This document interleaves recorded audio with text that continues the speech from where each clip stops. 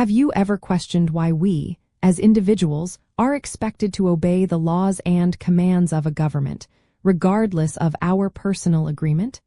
It is a fundamental query in political philosophy. The anarchist rejection of political obligation is the philosophical stance that individuals have no moral duty to obey the state or its laws.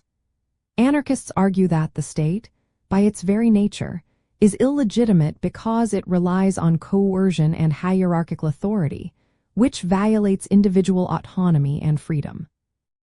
At its core, this rejection stems from a deep commitment to individual sovereignty and a skepticism towards external authority.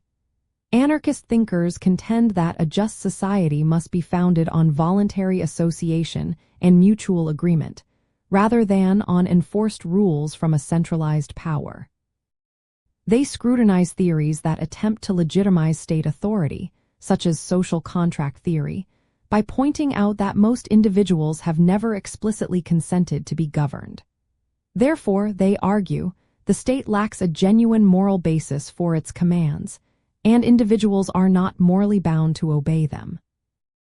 This perspective highlights that any obligation to obey must arise from free choice and reasoned acceptance, not from the mere fact of state existence or its capacity to enforce its will.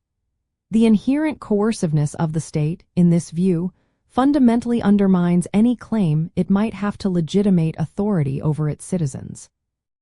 For anarchists, this theoretical rejection often translates into advocating for social structures built on direct democracy, mutual aid, and self-governance, where individuals cooperate freely without a ruling body. Instead of legal compliance, the focus shifts to ethical conduct guided by reason and voluntary agreements. This means rejecting the idea that laws inherently create moral duties, instead prioritizing individual moral judgment and community-based, non-coercive solutions to social organization. It is important to distinguish between philosophical anarchism, which is a theoretical position on state legitimacy, and political anarchism, which proposes specific stateless social arrangements.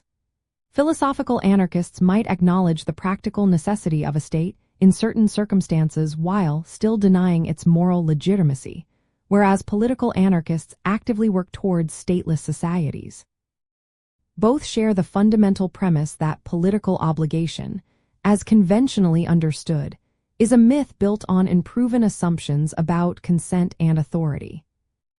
Understanding the anarchist rejection of political obligation deepens our insight into the foundations of state power and individual freedom.